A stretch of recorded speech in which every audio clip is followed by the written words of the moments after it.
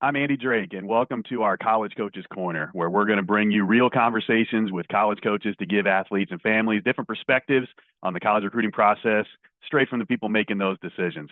Today, I'm excited to be joined by Matt Greely, assistant baseball coach at New Jersey Institute of Technology, a Division I program in the America East Conference. Coach Greely is going to share some great insight into the current landscape of NCAA Division I baseball and how recruiting and roster building at that level is continuing to change. So, with that said, let's dive into our conversation.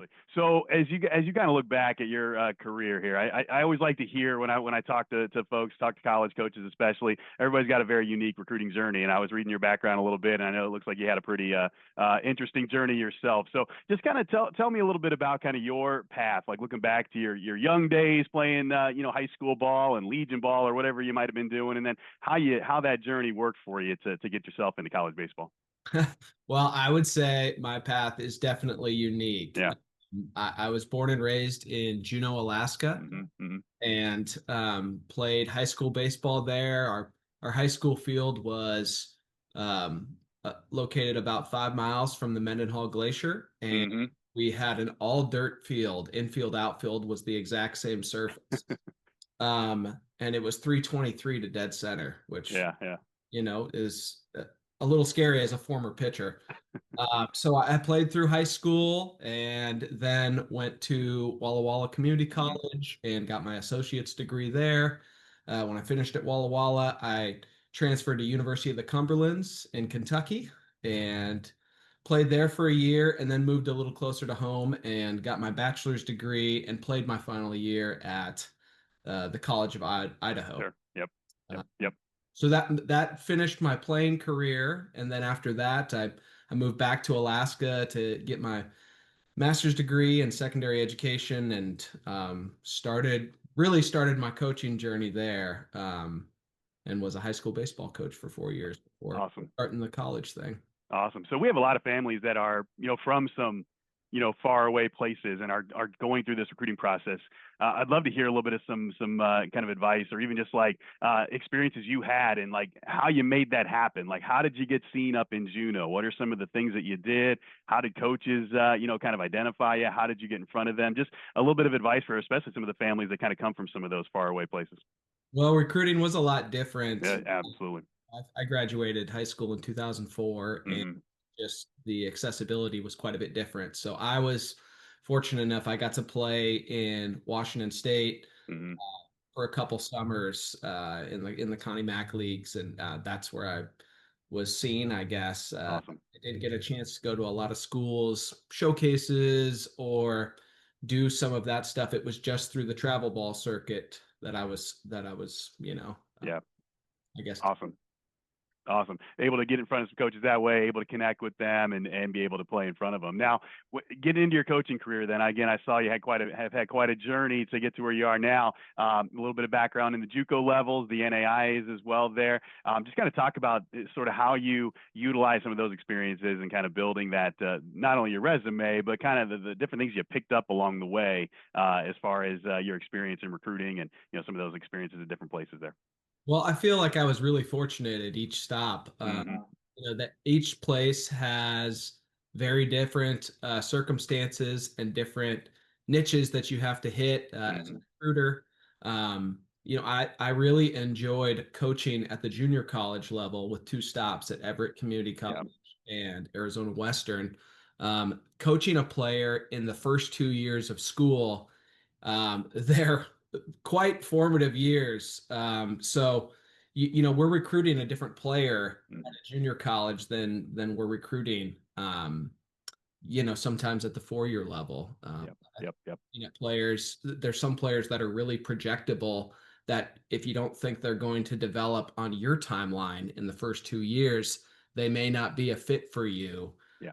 Um, and just the messaging, you're not going to have a player for 3 4 years, so you need to be able to convey information and get ideas across a lot quicker so they can be usable right away. Hmm. Hmm. And when you were working with guys at the junior college level, obviously your goal is to move them on, right? But when you're at the 4 year schools, at least back in those days, it wasn't so much that mentality. a lot has kind of changed a little bit. So, in your kind of, a couple different Division I programs now, and how have things changed for you a little bit, and how you're putting together your rosters, the timeline of your recruiting? Just kind of explain a little bit, kind of from the inside perspective, how things are kind of changing a little bit for you guys, and just kind of how you're putting your teams together, and when it really becomes an important time for you to evaluate some of these players. Well, I mean, we like I guess one of the things is we can take our time a little bit Hmm. with the evaluation Hmm. process. Pre-transfer portal era, you had to move a little bit quicker. Sometimes you made had to make snap decisions with less information. Hmm. I do think that it's allowed us to go a little bit slower in recruiting. The crunch roster Yeah. size has allowed us to slow down a little bit. We're not necessarily trying to fill out a 40-man roster. Um, and the type of player you need to be competitive right away. Hmm. Right now, college baseball is really old. Hmm. So there are some unbelievably talented young players that you just want to make sure that you have enough protection top to bottom with your team, that you have a nice blend of old and young. We at NJIT, we recruit high school players Hmm. primarily. Hmm. We do dip our toe into the portal when we need to. If like last year, our Friday night starter got drafted by the Orioles and he had another year of eligibility. Hmm. So good problem to have. We're going to supplement through the portal when Yeah. we lose that much experience. But we are, pretty vast majority high school um, for the recruiting side of things. And I think we'll continue to do that. Yeah, you guys, obviously, it's going to vary from program to program, right? You guys are a very strong academic school, which allows for you probably being able to draw in some of those stronger academic guys. Some programs are definitely going to be a little bit more, let's build from that portal a little bit. So, how would you kind of say, like, just like within your league or some of the teams you compete against, is there kind of a variety of how teams seem to be going after it, or would you say that a lot of Division I programs are kind of going towards a similar path with how they're putting their rosters together? Well, I'm fascinated to see, Andy, what the next couple of years look like. Yeah. I mean, we do have some programs that tend to, hit the portal more than Mhm. others. Some programs that can get junior college players in. Our school isn't one of those. Typically, Right. we grab high school guys that are strong academically, or we might grab a grad transfer that also did Mhm. well at a reputable Mhm. school. Uh, Yeah. those are kind of the niches we hit. But there are other strong academic programs in our conference, so we do end up locking horns with some similar recruits, and Mhm. our conference as well. It goes all the way up to Maine and all the way down to Baltimore. So Mhm. there are some different recruiting pockets that Yeah. that each program has for a backyard. Absolutely. Now, like 5 years ago, I've been here at NCSA for over a decade. So I've been working with kids in recruiting for a lot of years, and have also, from our side of things, helping our families, been a part of or have seen a lot of these changes. Um, we would have never, like 6, 7 years ago, talked about, go to that D2, go to that D3, and that maybe that's a stepping stone, right? But nowadays it kind of seems a little more accepted. I would never tell a guy, hey, you're going to go somewhere to use it. But how does that work? Like, how do you guys sort of evaluate those players that maybe they do end up at that D2 or D3, and maybe they have a very strong year or two, and then they decide to enter the portal? How does that guy compare to maybe a high school guy that you could be looking at? And do you guys, hear from a lot of guys like that? I'm also curious on, like, how many guys are you hearing from, that are maybe taking that leap, whether it ends up working out for them or not? We hear from a lot of people. Yeah. I think our retention rate at NJIT is one of the higher in the country. Hmm. Hmm. Speaks to the experience that our players have here.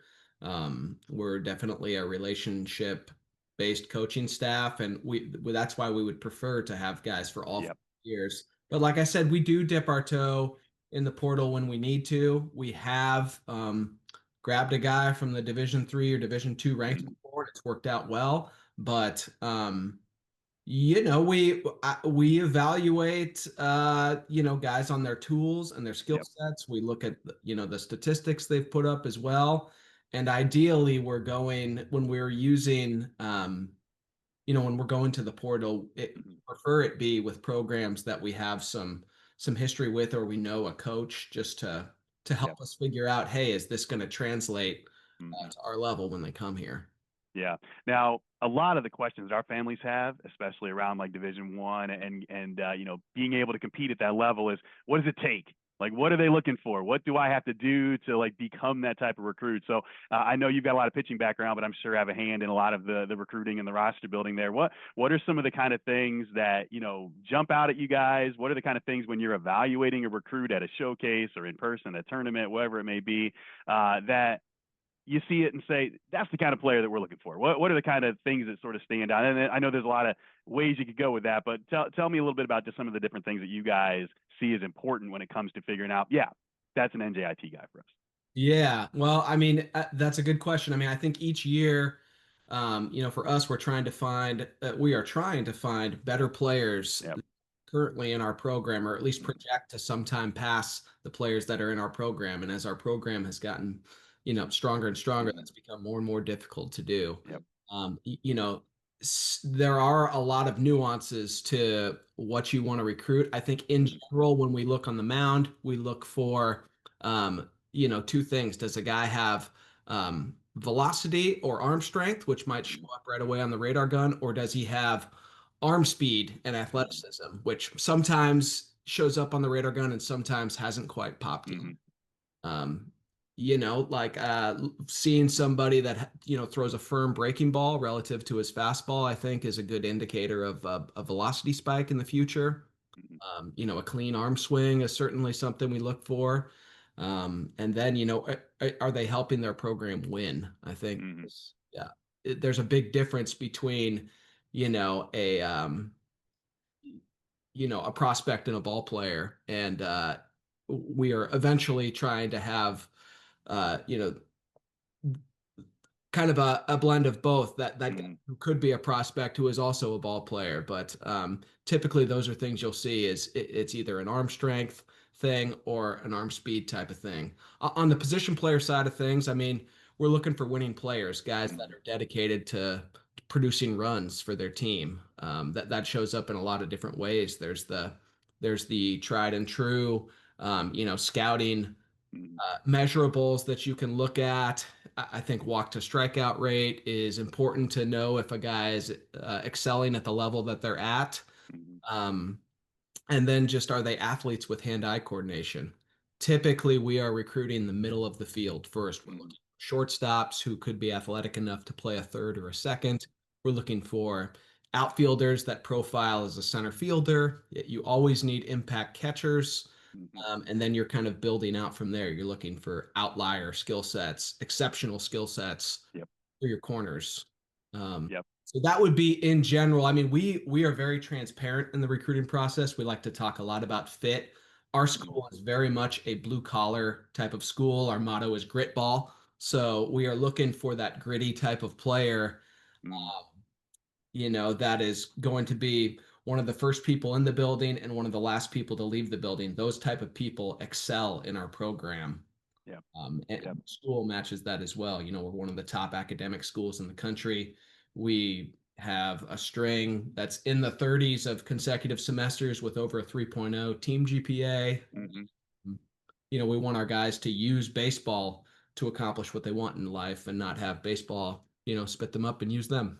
Yeah, absolutely. Now, when you think about the academic side of things, obviously you guys are a very strong academic school. Division 1 programs. Maybe in some places maybe there's a little give, but in the baseball world there's not as much, right? Like even at some of even the bigger programs that might be generally considered high academic, it's still going to be the baseball guys got to meet the standards, maybe a little more than the football or basketball guys might tend to need to hit those, right? So how do the academics play in? Is that one of the first things you have to look at, before you even take those steps with a guy? If you're looking at a sophomore, what's a red flag for you academically? Just kind of talk about where the academics play in when you guys are looking at the sort of recruit resume. So academically for us, when we get an unofficial transcript Mm-hmm. from a sophomore or junior in high school, our admissions department takes out a lot of the electives, Sure. just look at the core, and they come up with an NJIT GPA. Mm-hmm. Mm-hmm. Typically for us, that GPA needs to be north of a 3 for us to have a realistic shot. Obviously, the younger they are, the more time there is to catch up. Um, And then we look at the degree path they're going on. Someone not very strong, isn't doing well in high school math, like that may not translate to a Right. degree very well at NJIT. We do have a lot of resources in place. So we require 6 hours of structured study hall a week for incoming freshmen. They'll have weekly check-ins with their academic advisor, who will be with all the baseball players. Um, and if there's any additional tutoring resources or anything like that they need, we usually catch that pretty early, and we can Yep. be connected with those things to, smooth their transition. Even if they're lights out 4.0 student, we don't assume that those habits of work are going to translate when you Yep. Yep. come to college for the first time. Absolutely. And so when you guys are looking at that, the academics, it's always deeper than just the raw numbers too. A GPA from one school may be much stronger than another compared to the academics those schools are offering. So it's really about just making sure they're putting themselves in the right position to be able to get through your admissions, right? Do they want to get a bachelor's degree? Yeah. You know, Yep. that is a big part of the student athlete Yeah. experience for us. Hmm. There's I can speak for myself and a lot of young players there. When I was young, my goal was to be a professional baseball player. My backup plan was super well rounded. I'll just be a professional football or basketball player. Like, and it's forced retirement for almost everybody. So, Yep. Absolutely. um, yeah, the lights didn't come on for me right away, but I was lucky enough to have good people in my life to Yeah. help help me fly straight. Absolutely, absolutely. It's a challenge, and I think going back to kind of the timeline a little bit, you talked about college baseball getting older. I mean, that's something we tell our kids and families all the time. It's getting older. Guys are hanging around a little bit longer, right? For whatever reasons it may be, just whether it's NIL at certain programs or things like that that are maybe keeping guys around, or just the extra eligibility that seems to be granted here over the last few years. But talk about kind of the challenge of, like, for a freshman, it's always been hard to step on campus as a freshman and be able to play right away. But like these days, just like lay it out, like like how hard is that? Like, what kind of player do you have to be to step on, like, at a program like yours and say this is a freshman and he's got a chance to play right away? Like, how challenging is that? What kind of guy is that if he's got a chance to do that? It's challenging, but it's Yeah. doable.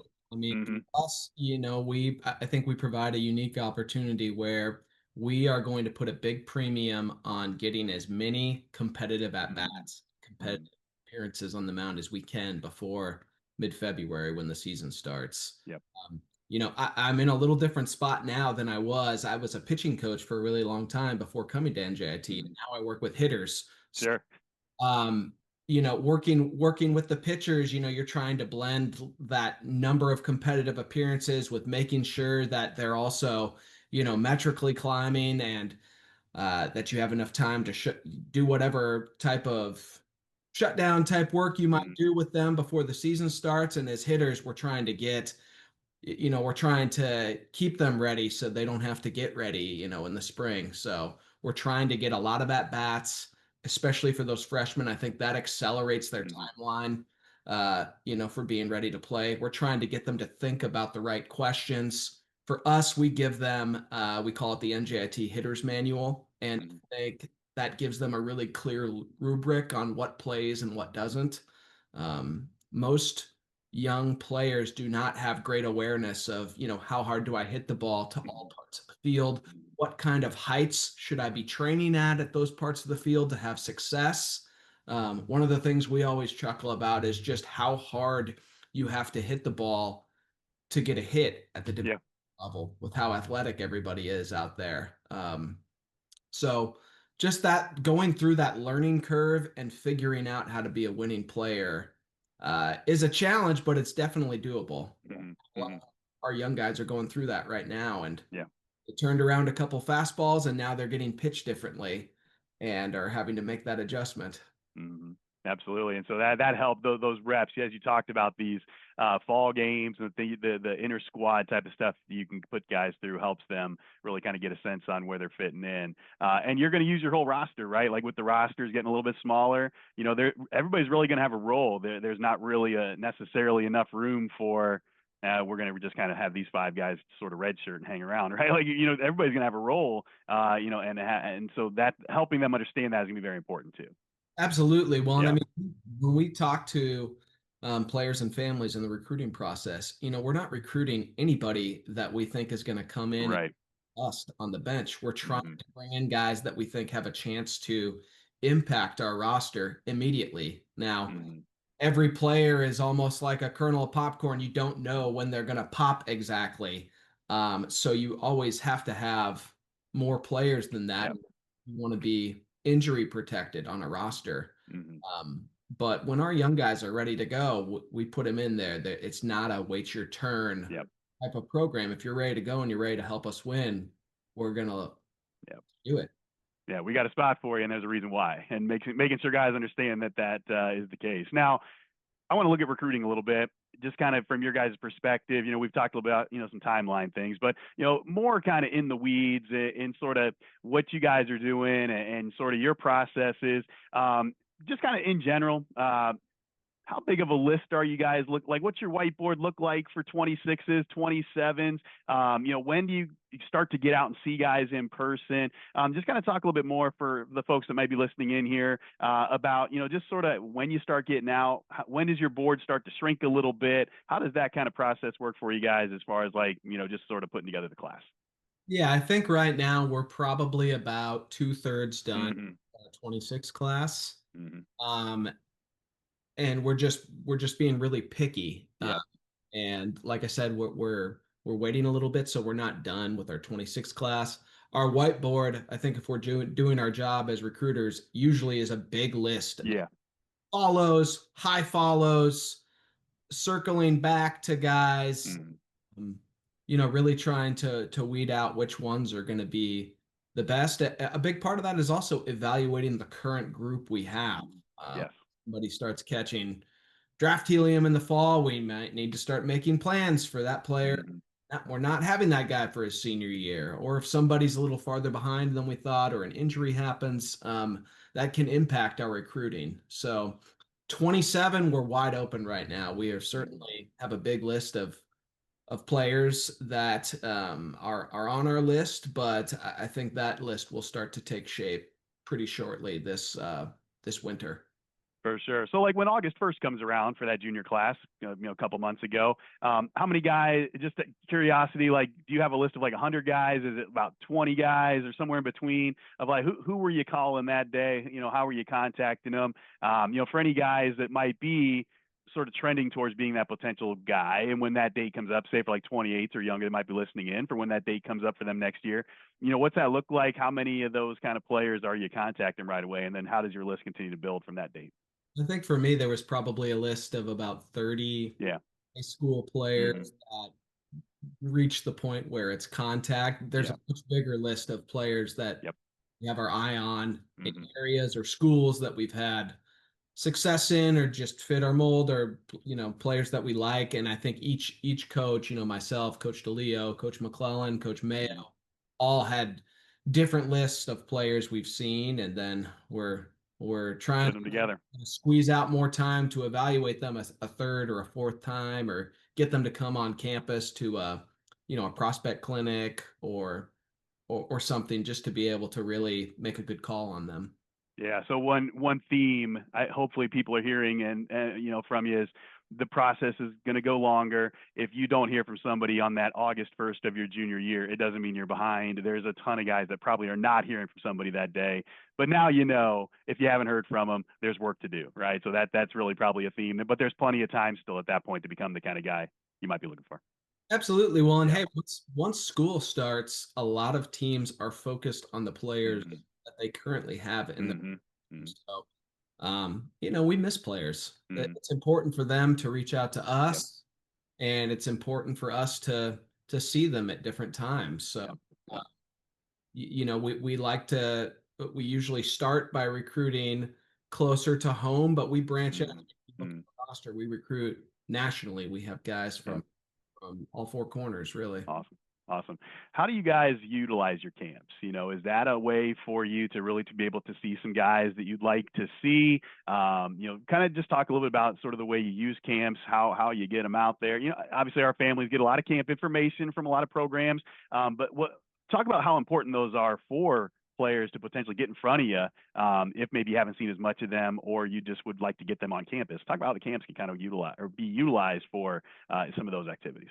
Well, we use the camp kind of twofold. One Mm-hmm. is, evaluate the player, and we Mm-hmm. know that it's not the full movie. It's a snapshot of where Yep. they're but that followed up with, their references and the other things we know about them and different times we've seen them. I think we get to make a pretty good, and we get to run them through, one of Yeah. the workouts, which is huge. I want to see the shortstop in the cage and see how he handles, an NJIT type of practice and give him an Yep. adjustment to and see how quickly he takes to that. So that part's huge. It's also big for us to meet the families and get a chance to get some FaceTime with them, answer questions they have about campus. I think NJIT is one of the best kept secrets in the country. We have a $125 million athletic facility Mm-hmm. we like to Mm-hmm. show off. We renovated and partnered with Montclair State to redo Yogi Berra Stadium, which was a Mm-hmm. $5 million undertaking. I mean, that stadium seats 4,000 and now meets all the requirements to host an NCAA regional. So Awesome. to get people around and let them see how serious NJIT baseball is and get some FaceTime with the coaches, I think it really goes a long way to figuring out if somebody's a fit for us.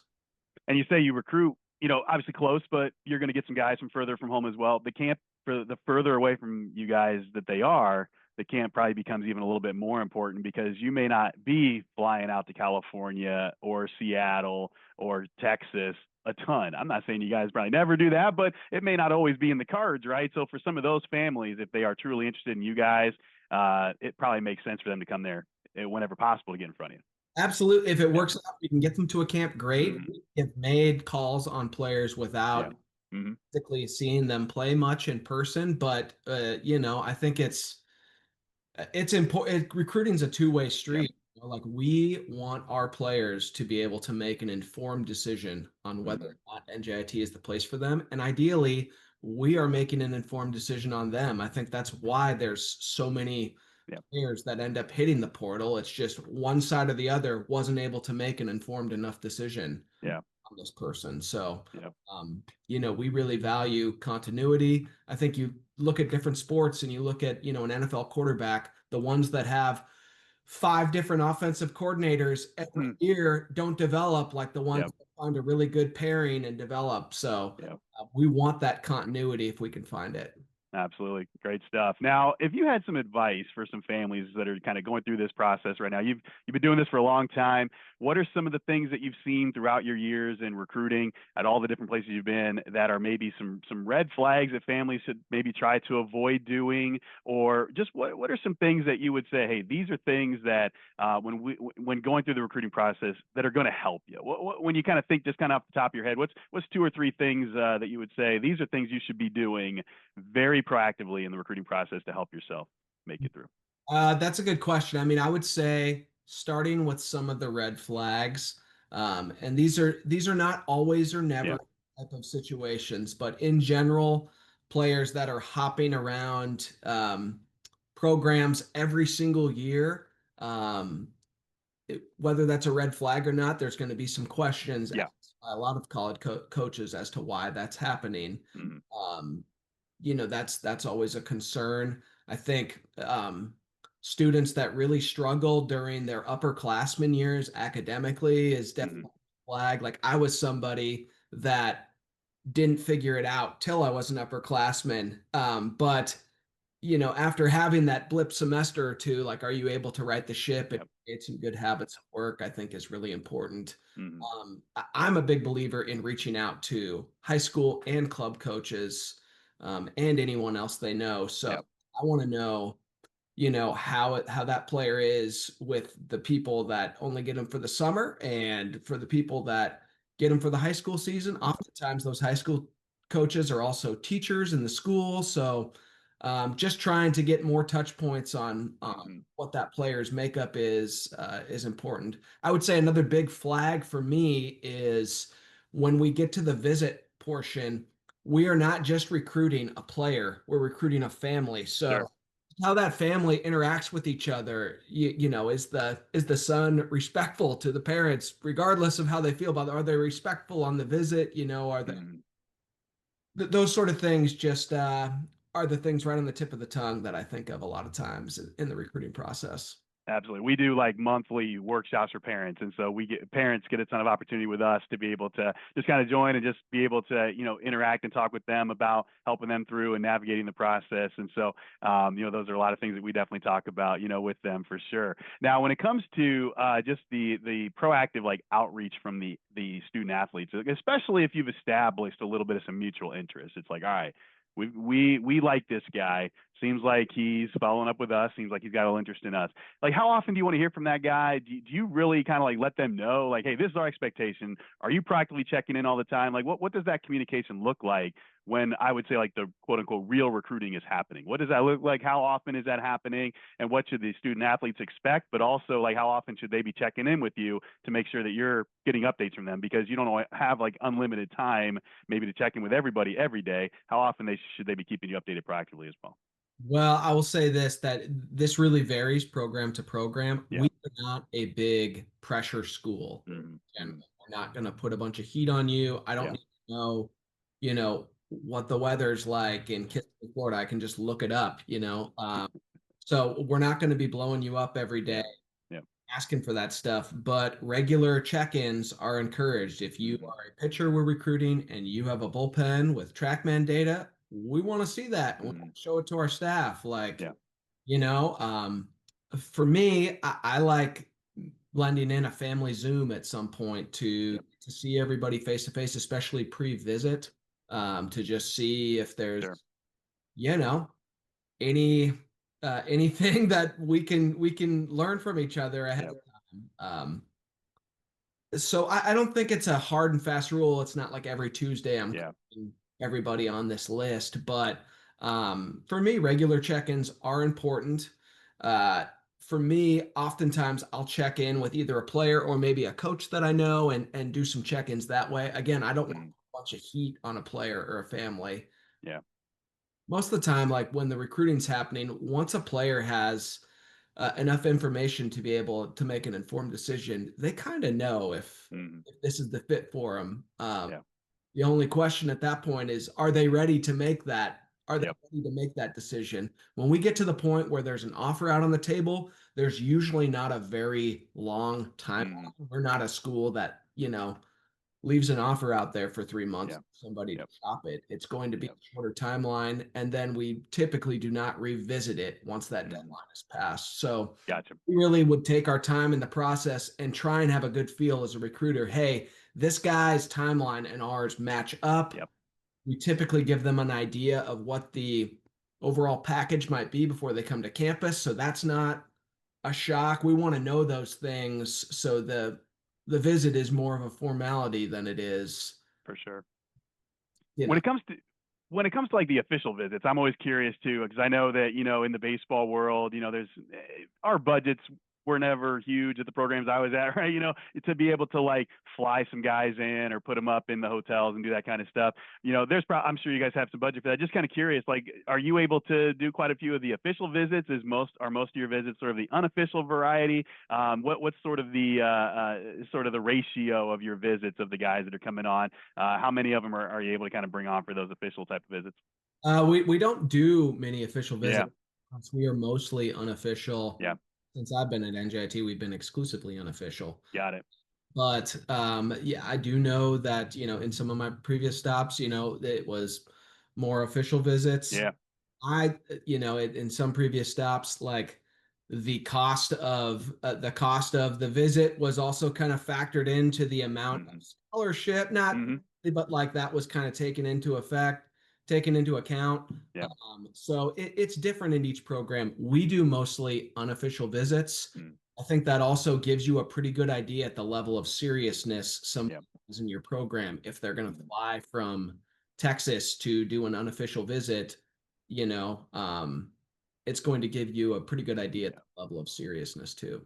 Yeah, for sure. I mean, we get that question occasionally from our families, and I think that there's sometimes a misconception of like, hey, man, if they're interested, they're going to be able to bring me in. some programs they might do that, but at a lot of programs that may not happen. And that's not necessarily a sign of interest. It's just a sign of how you guys operate. Absolutely. For Yep. us, unofficial visit is not an indicator that like Yeah. we like you, but not an official. For us, that's just the typical Yep. operating Yep. way of things. Awesome. Awesome. Good stuff. Coach, any other just kind of general advice? Like when you think about the families you interact with in the recruiting process and how things kind of go for them in positive directions and other ways, what's some general advice you have, just sort of some encouragement for the families going through the recruiting process now, whether they're a current senior or an underclassman that might be listening in here, what's some advice that you would have for them just as they're navigating this recruiting process? Well, I mean, I would say enjoy high school baseball and Mm-hmm. club baseball. I mean, one of the things is like as you keep going up in levels and the game gets a little more serious and the stakes go up, those that continue to tap into joy and have Mm-hmm. fun and not go through the burnout are typically the ones that are able to make that jump and that adjustment. Um, Mm-hmm. so continue to enjoy what you're doing, find joy in it. It is a competitive game. So you have to take the competitive part seriously, but also the game part seriously. Yeah. You have to find a way to keep a healthy relationship with the game as you continue to climb levels. Um, for parents, I would say that as it gets closer and closer to that time where your son or daughter for other sports is getting Mm-hmm. ready to have to make their decisions, like keep it fun for them. Like they know what's at stake most of the Yeah. time, and just keeping it fun and being a supportive sounding board is, I think, a really good way to go to be able to keep, just keep things fun for Mm-hmm. student athletes. It's an exciting time, but at times that excitement can turn to anxiety Yeah. if it's not, if you're not in a good situation to kind of process that. Awesome. No, that's great advice. I love that. We talk to our families a lot about, allowing the student athletes to take charge, right? Like when the student athlete is the one kind of running the show, they're going to probably have a lot more success than if it seems like, because you talked about like when you're observing the relationship, right? If it seems like mom and dad are kind of driving this boat and the kids just kind of hanging back, that's probably going to be, I don't know what this guy's going to be like once he gets away from them. So allowing the student athletes to take charge, that's another probably important things you're looking for, right? Oh my gosh, it's so Yeah. huge. And just, the one of the big reasons I think, I know myself, but a lot of our coaches love working with this Hmm. age group, the 18 Yeah. to, whatever, 23 age group, because you are learning all these transferable life skills. Yeah. You're working in a high performance type of environment, and that's going to serve you really figuring out how to operate in that environment and build relationships and be the one that people can trust. I think is just so important. Whenever your baseball career is Yeah. done, it's when you're 40 years old, but whenever that baseball career is over, that's going to translate really well. And we've seen that translate really well for our players as they leave NJIT. Awesome. Great stuff. Well, Coach, this has been awesome. Any other just kind of final thoughts, any other just kind of final pieces of advice for the kids here, the families listening in that you might want to leave them with here before we wrap some things up? Man, if you're interested in NJIT, send Yeah. me an email, send me a text. We are always looking. We're never satisfied. Hmm. We have one of the winningest teams in the conference over the last 5 years. We went to Arkansas's regional in 21. Hmm. Program is going great places, and we're looking for great players and families that want to be a part of something special. Awesome. Great stuff. Well, Coach, I appreciate the time. We'll definitely try to get you back on here again soon for sure. Awesome. Andy, appreciate it. You guys did a great job. Thank you. Awesome. Awesome.